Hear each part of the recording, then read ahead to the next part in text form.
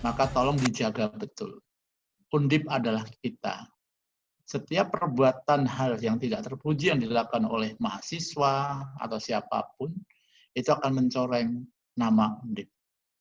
Jangan terlibat politik praktis yang ada di daerah. Selesaikan tugas ini dengan sebaik-baiknya, dan dengan mengucapkan Bismillahirrahmanirrahim, maka tim 2 KKN Universitas Diponegoro ini dinyatakan resmi diberangkatkan, dan semoga Allah selalu melindungi kalian dan sukses dalam pelaksanaan tugas pengabdian. Terima kasih. Assalamualaikum warahmatullahi wabarakatuh.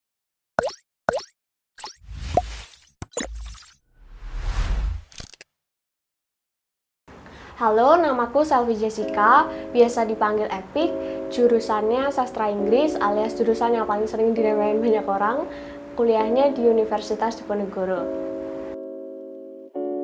Awal KKN itu aku cuman mau ngisi SKS aja, tapi tiba-tiba ada pandemi yang nggak dipengenin sama semua orang. Akhirnya ya udah aku jadi males. Mana aku bersyukur banget sih waktu awal-awal itu ada technical meeting dan LPPM Undip masih mau ngadain KKN.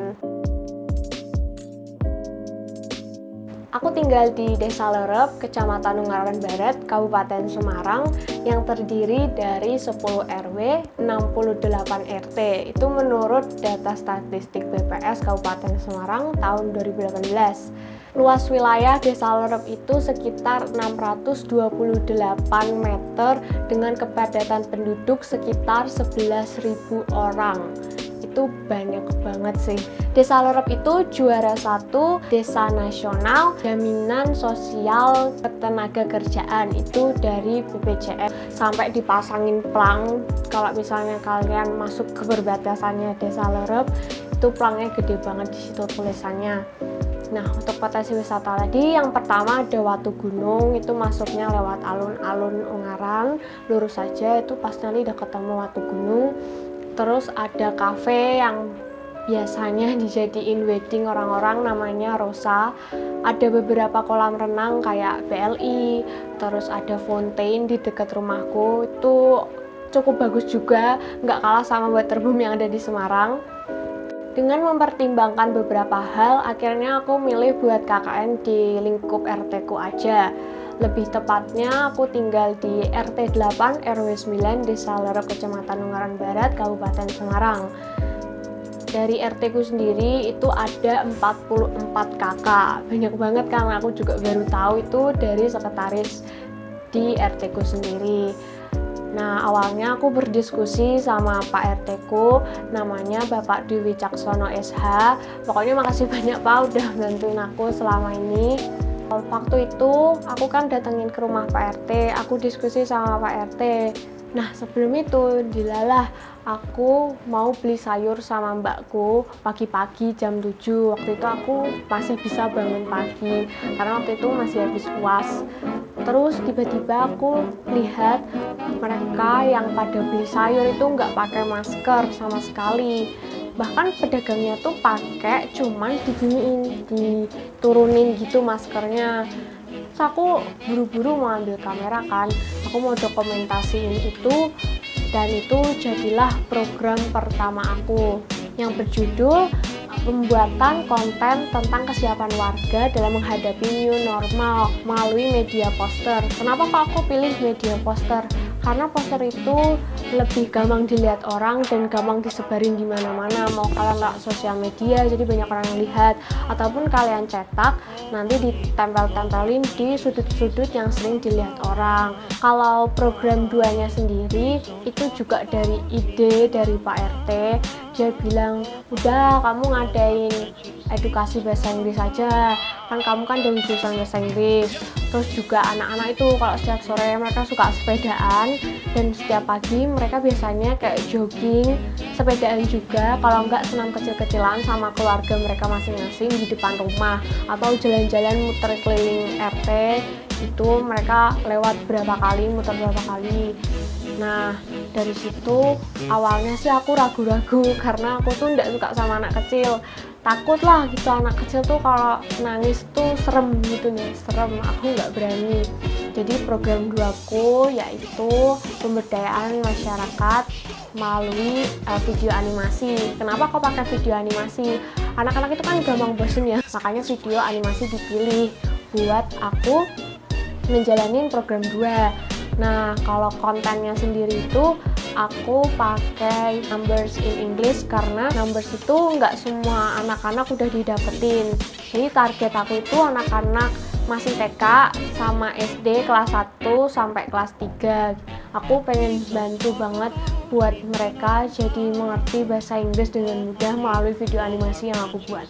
Untuk pembuatan poster sendiri, di minggu pertama aku berdiskusi dengan tenaga kesehatan, yaitu depan rumahku ada namanya Mbak Sari Tunjung, yaitu kerja di Rumah Sakit Elizabeth Semarang. Dari situ aku kenapa kok tanya sama Mbak Sari, karena aku sendiri nggak punya basic tentang kesehatan, jadi aku tanya sama dia yang lebih mengerti kesehatan. Terus yang kedua, aku minta pembimbingan dari Lydia Ovineta Tengken, itu teman aku sendiri, yaitu sebagai ketua BEM Fakultas Kesehatan Masyarakat di bidang teknologi dan informasi. Pembuatan posterku sendiri dari minggu pertama sampai minggu kedua itu aku pakai software Adobe Illustrator full. Aku nggambar dulu pakai Pentab satu-satu dan akhirnya terbentuklah 8 icon yang utama. Setelah itu aku print sendiri posternya pakai printer aku. Itu aku beli Ivory 260 gram, waktu itu di Tembalang dapat selembar besar banget, nggak tahu kayak Manila gitu. Itu aku potong sendiri, harganya sekitar 10.000. Aku potong jadi A4. Di minggu kedua aku melakukan penyebaran poster yang udah aku cetak itu bersama beberapa warga RT 8. Ada 3 orang yang bantu aku, itu bapak-bapak semua. Setelah melakukan penyebaran poster sama beberapa bapak-bapak yang tadi membantu aku itu, aku melakukan sosialisasi 3 tahap. Tahap yang pertama, aku share poster aku lewat WhatsApp group dari RT 8. Yang kedua, aku sosialisasi lewat Instagram gitu. Kenapa kok Instagram?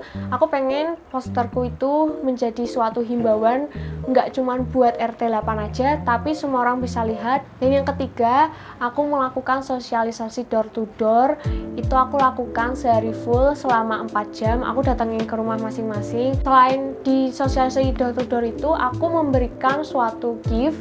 Jadi aku pakai pouch, isinya itu ada hand sanitizer sama masker 2. Itu aku berharap dengan adanya poster itu dan bantuan gift dari aku, mereka untuk selalu ingat tentang apa yang aku sosialisasiin waktu itu. Kita masuk ke programku yang kedua, yaitu edukasi bahasa Inggris melalui video animasi. Itu waktu pelaksanaanku di minggu ketiga sampai minggu keempat. Nah, video animasi ini pertama-tama aku melakukan bimbingan dengan salah satu guru Happy Holy Kids di Ungaran Barat, namanya Ibu Ellen Victoria. Untuk video animasi ini aku pakai beberapa software. Yang pertama ada Adobe After Effects, yang kedua Adobe Premiere Pro, yang ketiga menggambar karakternya pakai Ibis Paint, terus juga disempurnain pakai Adobe Illustrator. Nah, situ pertama-tama aku membuat storyboardnya terlebih dahulu. Video animasi itu aku buat selama 1 minggu full. Itu pun udah ngebut banget. Setelah video animasi aku udah dirender, aku buru-buru buat undangan buat anak-anak supaya mereka tertarik datang ke acaraku dong. Sebenarnya di RT 8 itu nggak boleh diadain kumpul-kumpul yang mengundang banyak orang atau mengundang massa gitu, karena kami belum berani. Setelah aku membuat invitationnya itu, aku juga membuat amplop yang aku cetak sendiri. Aku seneng banget karena amplopnya tuh lucu. Itu aku sebenarnya cuma download template sih, cuman itu lucu banget dan aku cetak, aku cutting sendiri, jadi malah kayak amplop ulang tahun sama undangan ulang tahun gitu, biar anak-anak yang aku undang itu tertarik. Terus aku nyebarin amplop itu, undangan itu ke rumah-rumah yang punya anak kecil. Aku undangin mereka semua dan akhirnya tibalah saatnya edukasi secara langsung yang bikin aku deg-degan banget. Jadi itu aku adain di rumahku hari Sabtu tanggal 1 Agustus 2020 jam 4 sore. itu aku udah siapin gift banyak banget, ada sekitar 5 snack. Terus itu juga masih ada hadiah-hadiah lain, jadi aku ngadain lomba kecil-kecilan di situ. Aku juga nggak lupa aku printing kayak template buat mereka mewarnai.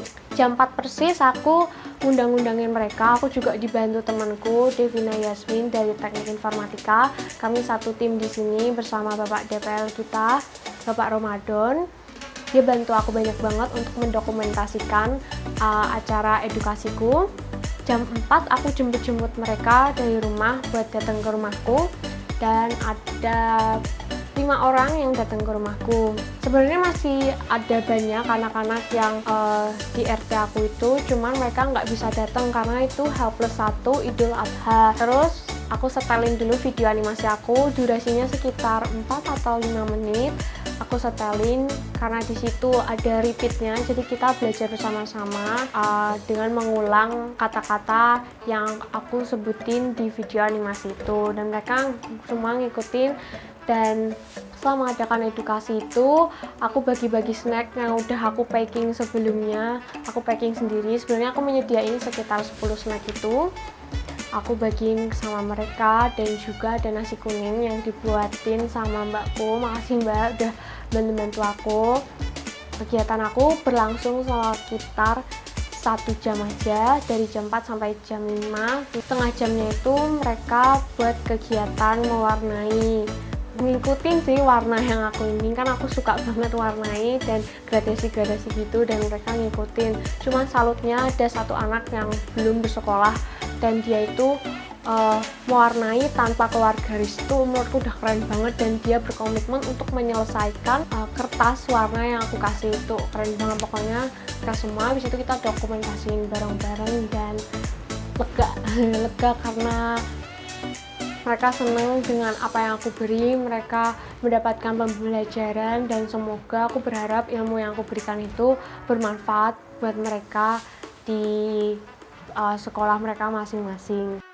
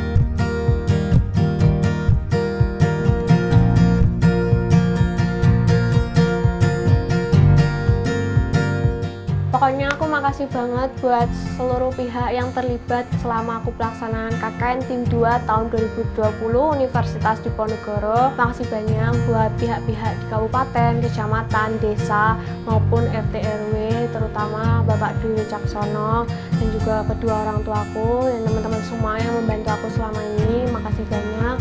Makasih, God bless you all.